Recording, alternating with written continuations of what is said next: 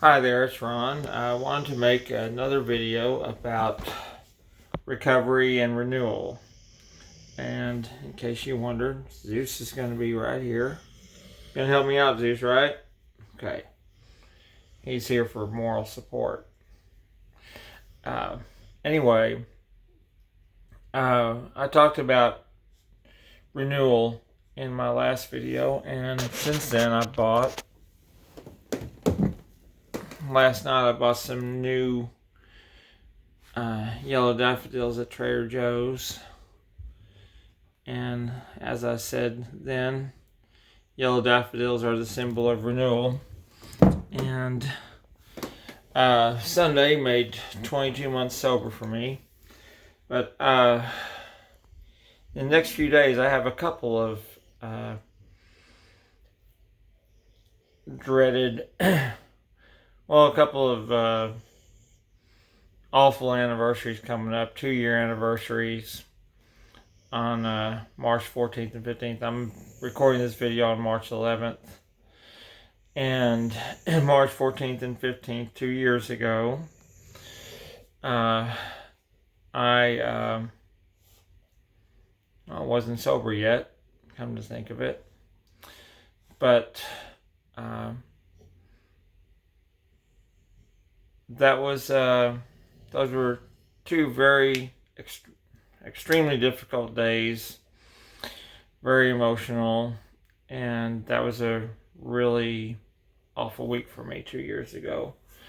Basically what happened, March 14th, now very early morning, late night, early morning, going into March 14th, I was having a wonderful conversation with a dear friend of mine from college, and it was our usual, kind of covered the gamut. Fun stuff, serious stuff, everything in between, as we shared we shared our mental health battles with each other. And she had battled her mental health conditions for many years. And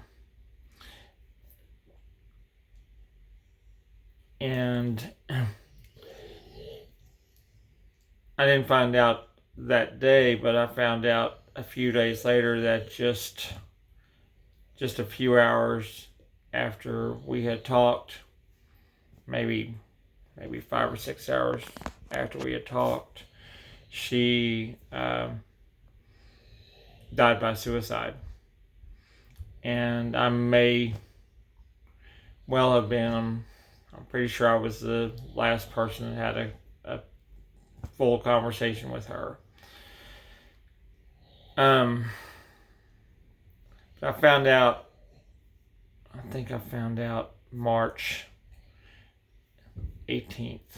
It was a few days later, but the next day, March 15th, I went to what would turn out to be my last day at a job that I really loved. And I had been there a year and a half. I'm not going to go into a lot of details about the employer and everything, but because basically I was fired, and that was a shocker because I had been there for a year and a half, 2 Thanksgivings, 2 Christmases, 2 birthdays in January, and the biggest reason that I can't really go into details about that is there's still an ongoing EEOC investigation about that, because they violated ADA laws for discrimination retaliation that's relating to my PTSD and anxiety disorder. And fortunately for me, now this was again a few days after my firing is when I found out that my friend had died by suicide. And fortunately, I had an appointment with my therapist and that was one hell of a session. A few days later, I had messaged her right away about it. In fact, I'm pretty sure that I moved up my appointment. My appointment had been later on the next week, and I moved it up a few days because, I was in crisis mode at that point.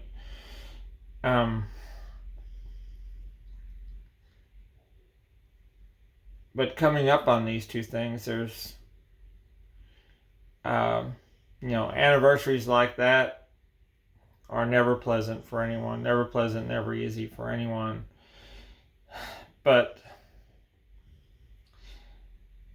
a few things that I'm doing to deal with that, and I've mentioned I have more stuff in my toolbox now to deal with stuff like that. Regarding my friend died by suicide, I've for one thing, that put more urgency on sharing my story, sharing my recovery journey, to end the silence and end the stigma. And I've become much more active in NAMI the last few months. National Alliance on Mental Illness, the North Texas chapter. So let's see, it was a week ago Friday. It was March 5th. It was Friday, March 5th, that I participated in my first NAMI Day of Action, where we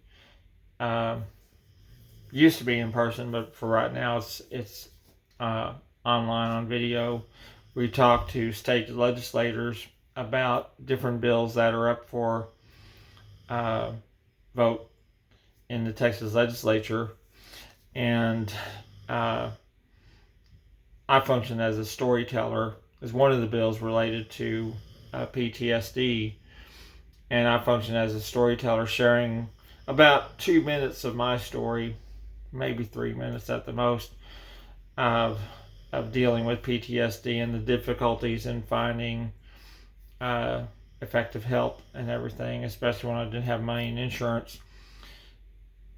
Doing that, I've been, as many of you know, I've been doing these Recovery 101 presentations. Recovery 101, How to Become a Rock Star, and Rock Star is ROCC, Recovery Oriented Community of Care. Become very active in that, and we've got 2 more of those presentations, March 21st and April 4th. Got it all written down somewhere. And then this coming Saturday, I'll be going to another virtual meeting on Zoom with NAMI, and I'll be starting my training to be a peer presenter in their Ending the Silence program, and ending the stigma. Those are very important things regarding mental health.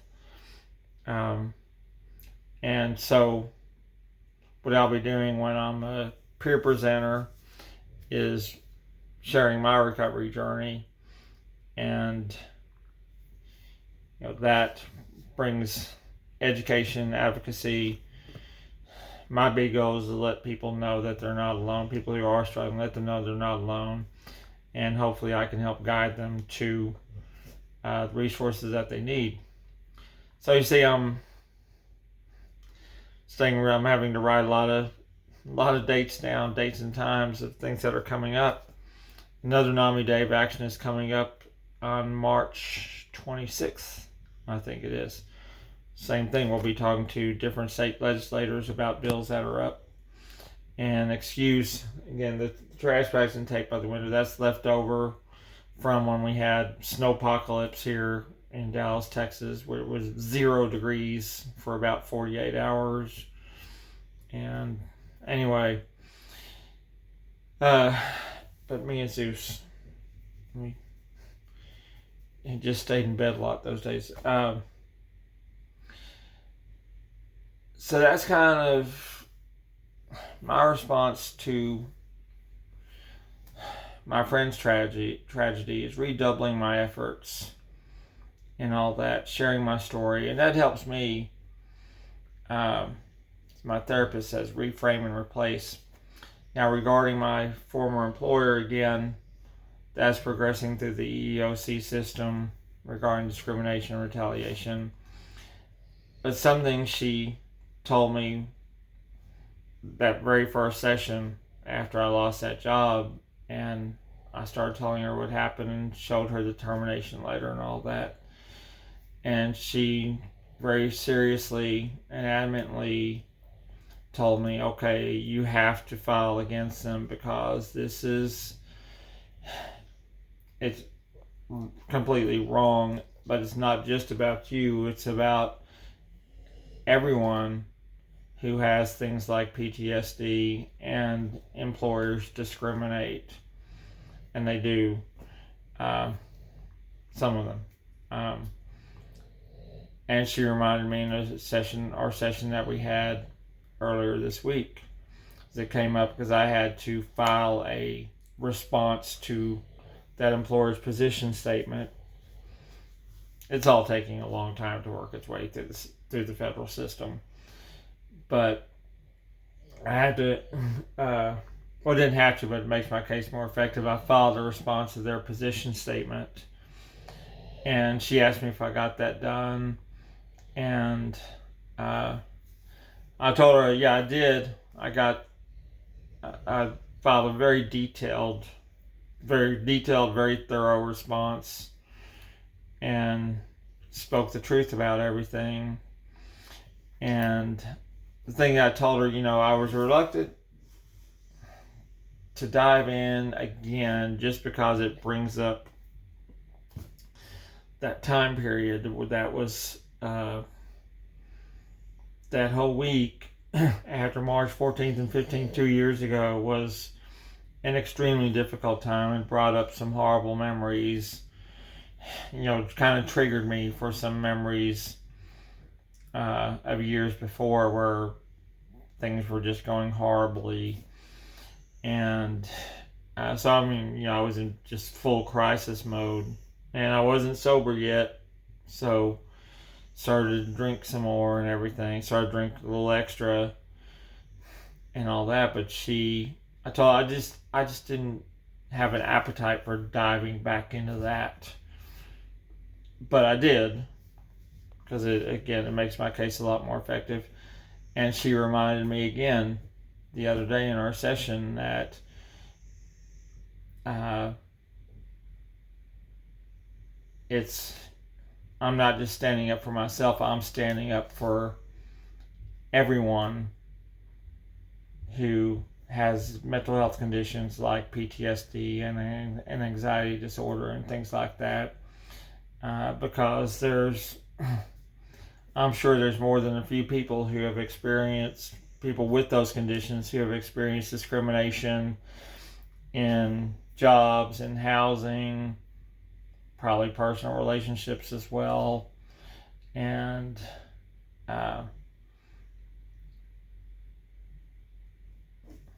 like she said, you have to make that stand. In my case, it's standing up to a giant corporation and letting that company know that no, you can't do this to people. That even when someone does have PTSD and these other mental health conditions, and especially when they're asking for relatively minor accommodations, that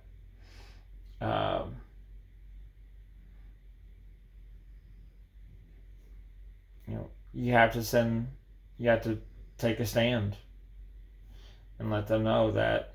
And you see that's very empowering. That kind of thing, when you stand up for yourself, and also when you're standing up for other people, like this, I'm more than willing to uh, represent all of these people and send that message that no, this is unacceptable. This behavior, this discriminatory behavior is unacceptable. And you have to send that signal. Right, Zeus? Zeus is just chilling out over there. But anyway, and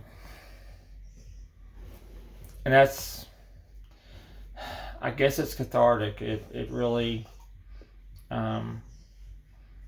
helps me work out those emotions where otherwise, if I wasn't doing all this, if I wasn't engaged in sending that detailed, very thorough response that helps my case, and if I wasn't getting more and more engaged in NAMI and sharing my story and taking part in these Recovery 101 talks where I'm a presenter and doing all these things relating to being a mental health advocate, I would have I'd be having a much more difficult time dealing with these anniversaries that are approaching. So, and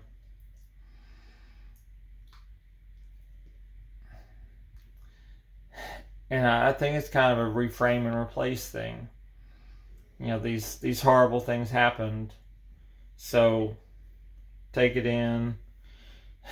And as my therapist says, you go ahead and you let yourself feel the emotions because they're real. You have to let them work their way through you.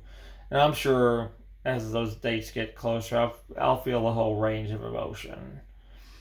But you do that and then you replace it. Like now, replace it with something positive. I'm doing my mental health advocacy both with NAMI and regarding the EEOC case. Advocating being a strong advocate for people with mental health conditions and educating as well. And it's a little bit like, maybe it's a lot like the year after the Boston Marathon bombings. I was very focused on returning. It was all important to return. And that, even though I still struggled for years after that, but that was absolutely critical. And that's what I was reminding other people who, when they were saying, they were very nervous about returning or very scared, I said, look, we have to do this. It's going to be the best thing for us. So basically just